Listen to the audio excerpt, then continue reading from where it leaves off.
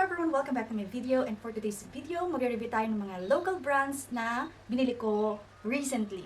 Hindi na to first impression kasi some of it, nabuksan ko na, na-test out ko na, hindi na ako makapaghintay, and I tried to vlog it, but nag-fail ako talaga. Hindi ko alam kung saan ako nagkamali, pero pangit kasi ng kinalabasan ng review ko. So anyway, hindi na magpapaligoy-ligoy pa si ate girl, no? Ang first brand na ipapakita and i-share ko sa inyo is Easy. Yan. So, have you heard Easy and Company rebrand? And alongside with their rebranding, they launch different collections. First, they have curated eyeshadow collections, blush on, bronzer, and contour. Ayan. So, medyo matagal bago ako nag-decide na mag-check out kasi talaga pinag-iisipan ko kung kailangan ko ba siya. And napatunayan ko na kailangan ko siya kasi ang gaganda ng shade na binili ko. Oh my God. Pero may isa din akong blush on na hindi na-check out kasi sold out siya. So anyway, let's jump into the unboxing. Moving on to the first shade, I have here the powder blush in the shade Puff. And all the details and direction ingredients you can see at the back of the packaging. And by the way guys, it is weighing 6.5 grams. Next shade I have here is Erotic. It is kinda muted rosy mauve shade, pero parang may subtle peach na undertone. And this one is Fringe. Ito is perfect for deep skin tone kasi very opaque ng color. And for the bronzer, I have the Pirate. This is universal and neutral na bronzer, which is perfect kung maputi ka, nasa medium, and nasa deep undertone yung skin type mo. Super satisfying pala itong ginagawa ko. Para ako naglalaro, parang nagbubuo ng Lego. So moving on sa contour, I got the shade Eclipse. And for the deeper undertone na bronzer, pinili ko ano nga yan? Nalimutan ko guys. And for the highlighter, yan, si Thropy naman yung napili ko.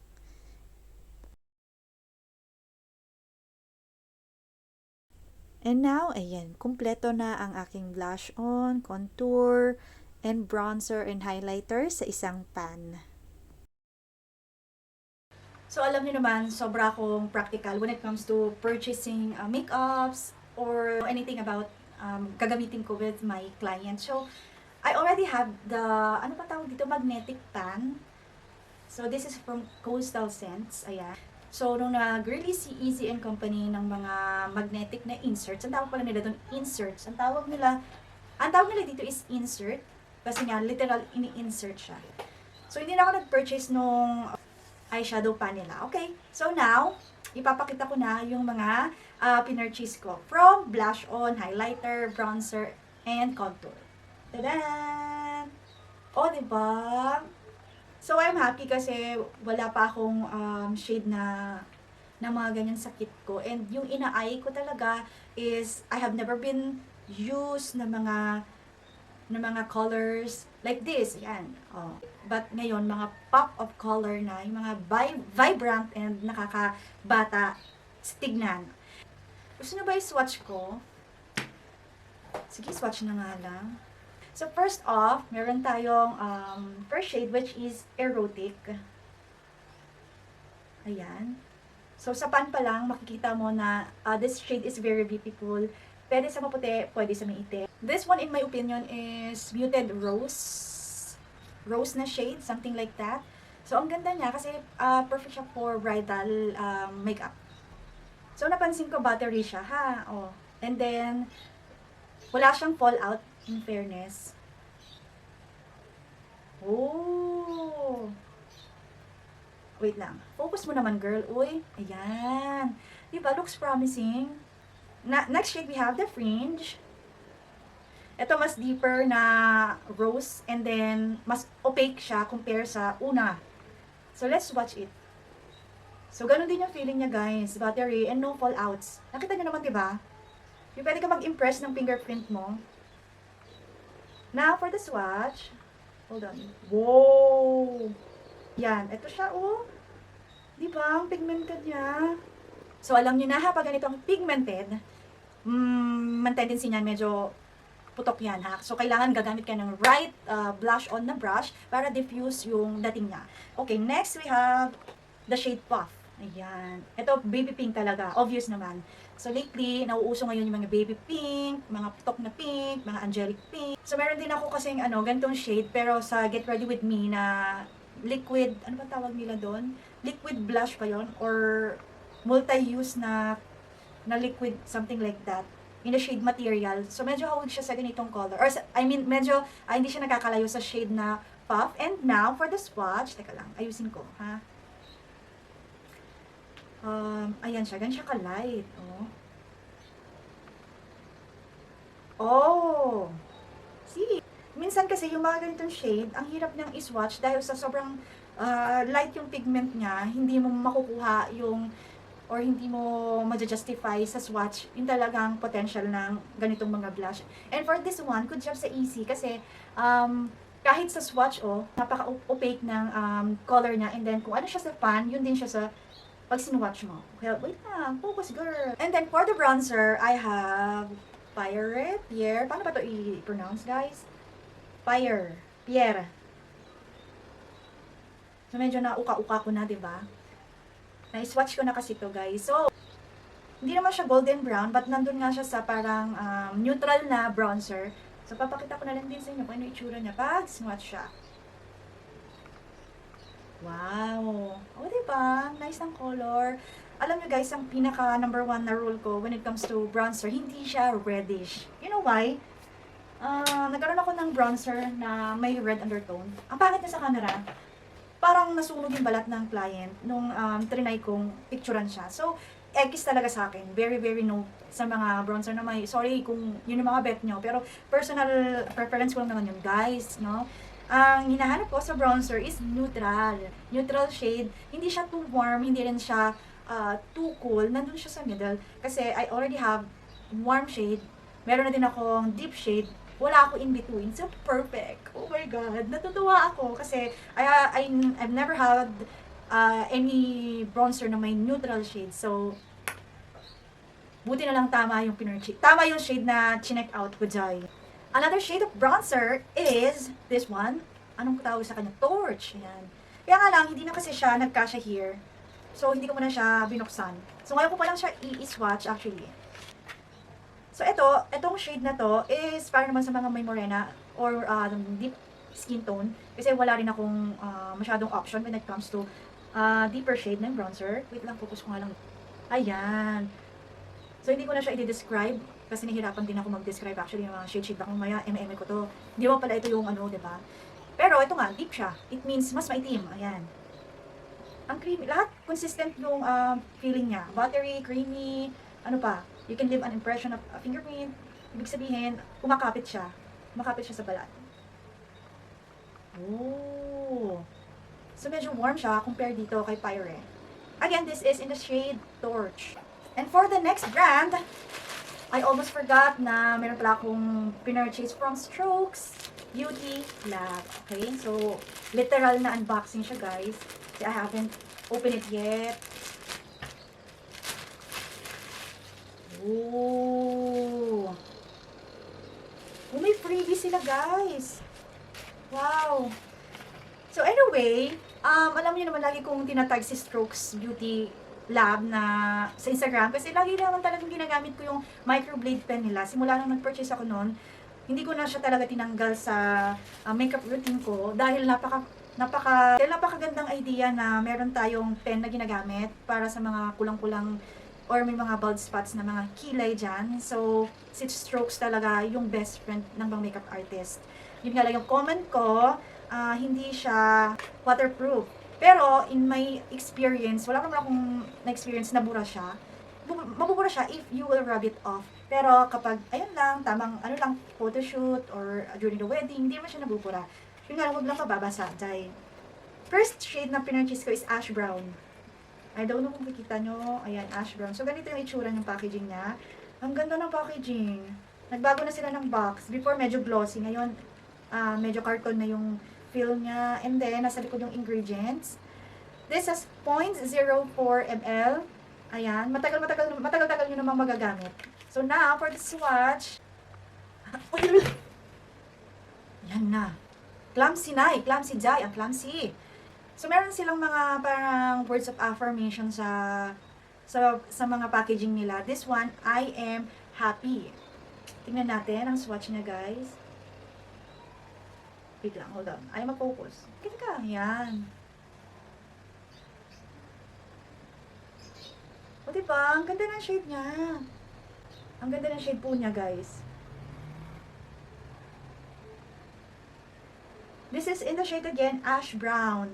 And another shade, which is graphite, na always, sold out. Ito yung pinaka-bestseller nila. Ito naman ginagamit ng iba't ibang mga bridal makeup artist kasi kayang-kaya niya talaga imimik yung strands ng kilay. And then kailangan nata i-shake-shake siya kasi meron siyang bilog sa loob. And yung affirmation, ng word of affirmation nito is, I am strong. And for the swatch,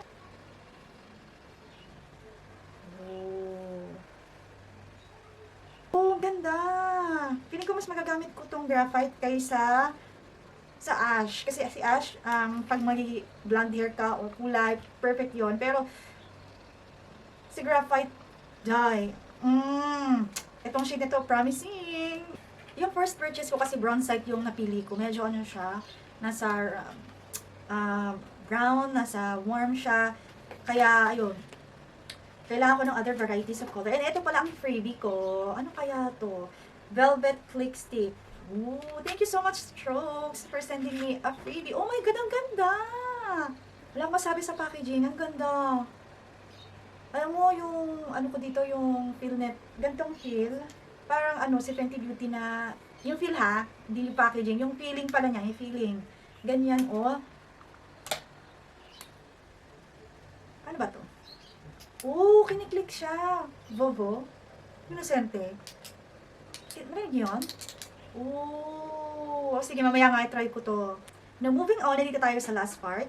And then, mamaya ita-try ko na yung mga binili ko. Oh my God.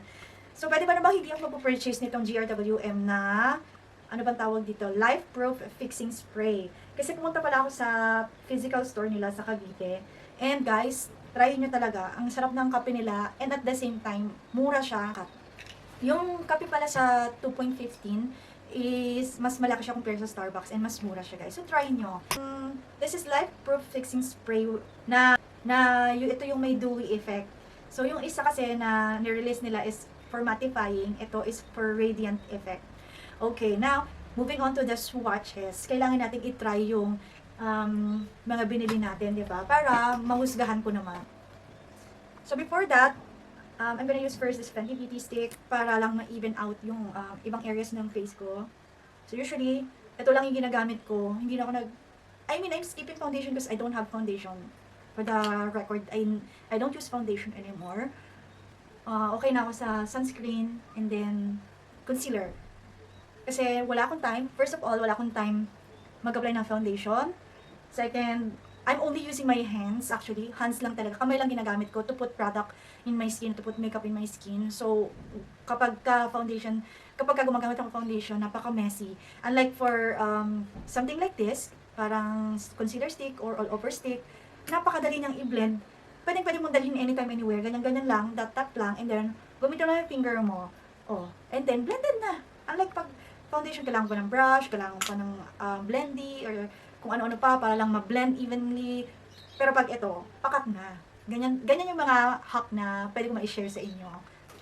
And I just want to share that every time may gig ako or pupunta ako sa client, hindi na ako nag-eyebrows or never na ako nagpuput ng product sa eyebrows ko. Kasi hindi naman kapal na, sis.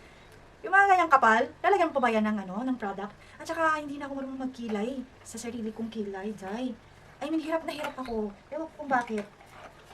So, as natural as it can be, lalabas ako ng ganyan na lang. And then, sometimes, mascara para magkaroon lang ng definition yung eyebrows ko. So, for now, I will try out the Strokes microblade pen in the shade Graphite.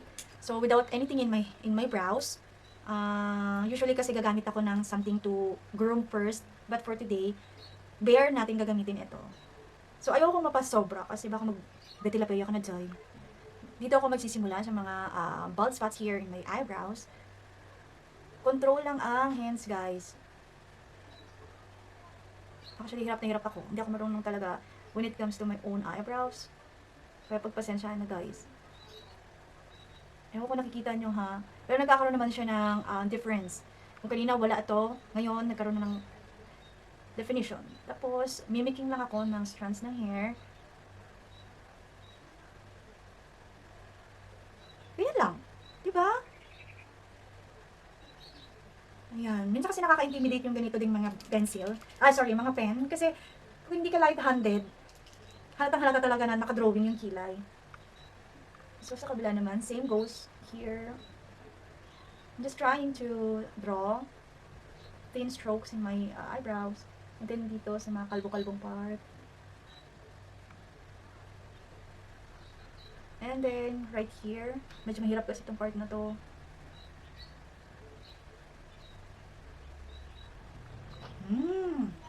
Ang ganda ng shade niya na ito. Ang ganda ng shade na to. Hindi siya itim. Akala ko kasi graphite, di ba? Parang graba, parang itim, parang dark. Yung pala, ayos lang siya. Kakulay talaga siya ng eyebrows natin. Ang ganda. Now, moving on, magkukontour na tayo. So, sorry, may nalimutan pala may contour pala ako dito. And for the contour, I have the Shade Eclipse. And then, this is what it looks like. Napakagandang shade na to. Grabe. O, diba? Perfect talaga. Hindi siya grayish. Hindi siya, hindi siya mukhang uling. Magagamit mo talaga siya, guys. Oh. So, this is in the shade Trophy. And, ito ang kanyang itsura. Medyo parang, meron siyang pink undertone na gold, na may gold. Hindi ko ma-explain. Wow! O, diba? Ang ganda niya. For the swatches, unahin ko muna yung contour. Gagamitin ko si Eclipse ba to? Ayan. Kunti lang, guys, kasi pigmented nga siya. And, finding the right spot, it should be placed under your, under your bone structure here. Ayan, dito. Para chiseled and then, talagang snatch yung dating.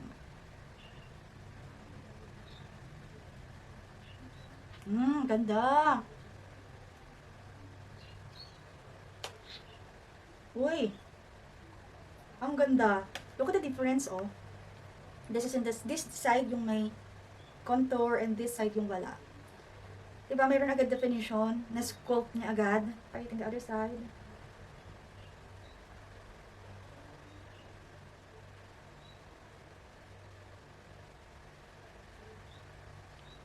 Oh. Then, kung ano mga remaining products na nasa brush, spread nyo lang din on your temples, your double chin. And then, gamitin natin yung bronzer. So, ang bronzer, kadikit lang siya ng contour. And, normally, sa ibabaw siya nilalagay. Right here. Oh. Ito yung may bronzer, ito yung wala. Tignan nyo, oh. Mas warm yung face ko dito compare dito. Now, for the other side.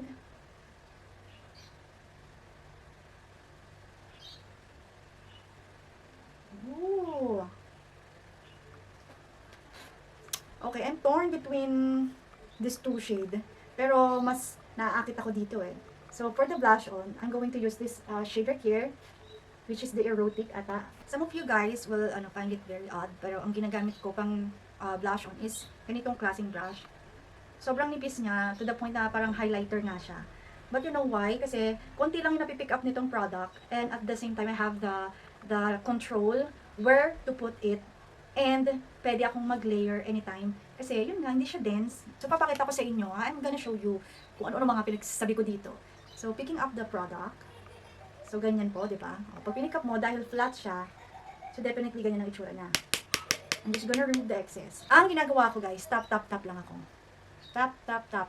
Sobrang gaan ng nito, ng application. Tap lang. And then, flip ko lang, yun ang pang-blend ko. Oh, para ako nag-highlighter, pero blush yung ina-apply ko. And then, idadrag ko siya dito sa ilalim ng mata ko. Kunyari, tisay tayo, Jai. Yan ang sinasabi ko, Jai, oh.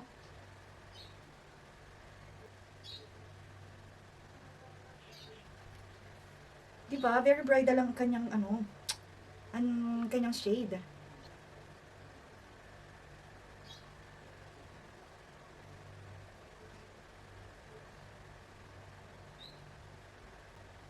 Dami na natin yung ilong, Jai.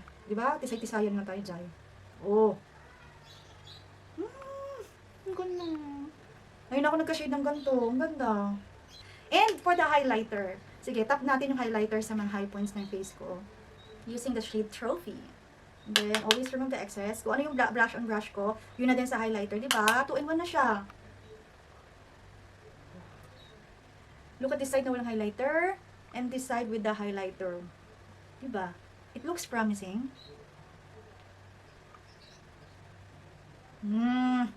Parang nabulag ka pa dyan, Jai. In my nose. In the verge of my nose. Kunyari, ano tayo? Tisay na. Matangos pa. And then, right here.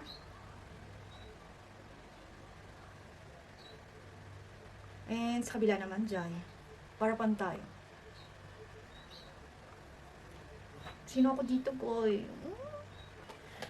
Okay. Now, gamitin natin kaya yung yung light proof, nila, fixing spray. So, shake. And then, spray natin. Ay.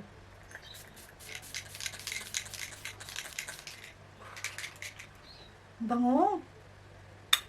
Bango niya. In fairness, ang bango niya. Naka-added pa siya sa diba? Naka-added pa siya ng glow sa face ko. Last na to. Try ko tong yung Velvet Click Stick ng Strokes. It's in the shade Lady Luck.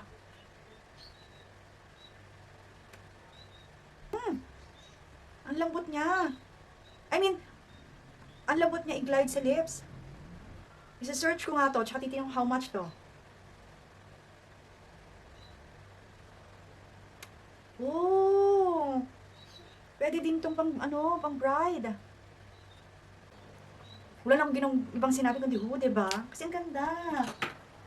At saka magaan siya sa labi, though hindi siya, hindi siya matte na matte. And then definitely may transfer siya. Kasi hindi naman siya super matte. And hindi naman na sinabing siya transfer proof. Pero ang ganda niya, ang ganda nalapat sa labi. May dry ako dito na nagbabalat-balat. And then hindi niya na-emphasize. And ang ganda ng shade niya. Perfect siya. Perfect sa look ko. And now for my final thoughts. First of all, yung easy na curated palettes. It's very highly recommend. Kung ikaw ay hindi mo malaman kung ano ang shade mo, just look at their website or their Instagram na andoon yung mga variety of shades na pwede sa undertone mo.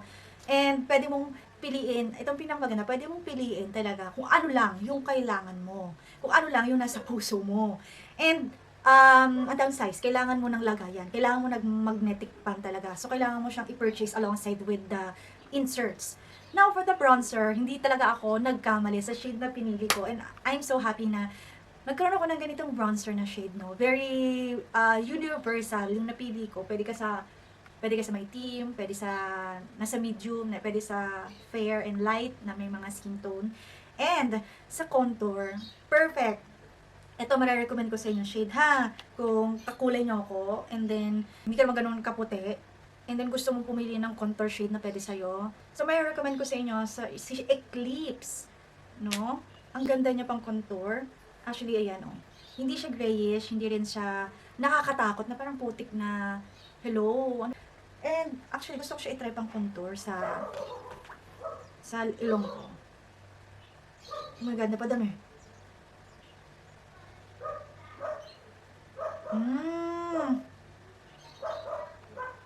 Perfect siya sa nose contour. Oh my God. Ganda. And definitely, I will recommend talaga yung microblade pen ng Strokes Beauty Lab. Kasi subok ko na to, tried and tested ko na to. Ang hirap kaya makahanap sa market na may ganitong tip na pen. Usually kasi malalaki, and then yung pag-drawing mo, lalo na pag hindi ka light-handed, talagang ang pangit niya. And then, piliin nyo yung shade na graphite, guys. Tingnan nyo. Hindi ka matatakot na gamitin siya. Kasi hindi man siya ganun kaitim. And practice lang talaga. Practice makes perfect. Pero, if blonde nga kayo or may kulay buhok nyo, I would suggest to get the ash, ano nga tawag dito? Ano ba shade nito, guys? Na ash brown na yan. If you are blonde or may kulay yung buhok mo, maganda tong shade na to, ash brown. And then I'm very happy na may kasama siyang freebie na velvet click stick. Ang ganda ng shade. So, sa akin na to. This is mine na. And then for the GRWM Light Proof Fixing Spray, naka-add siya talaga ng glow, diba? Isa pa. Ang fine ng mist niya, ang bango niya. Parang ano ko, para kung nagsuswimming sa mga petals ng rose. Ganun yung feel niya, yung amoy niya, yung aroma niya, ang bango. So yun lang for today's video. So this is for you to help what to choose ng mga shades. And then, yun nga, dahil local sila, pwede mong bilhin sa local market, sa Shopee, sa Lazada, and in their Instagram account. And so far, I'm loving all these purchases na alam ko talaga na hindi ako magsisisi kasi mauubos ko siya, masusulit ko siya. And then, alam mo yun, yung price niya hindi ganoon kamahal. Pero, ang ganda ng quality na naibibigay niya. So, I'm very impressed sa mga brand natin, local brand natin, para mag-release ng mga ganitong ka-cheap na, sa price cheap price na mga makeup. But, yung quality and standard, guys, lumilevel siya sa mga high-end brands natin. So, yun lang. Sana nakatulong to yung video na to. And make sure to leave a comment down below kung ano pa yung gusto nyong i-review ko sa next video. Bye!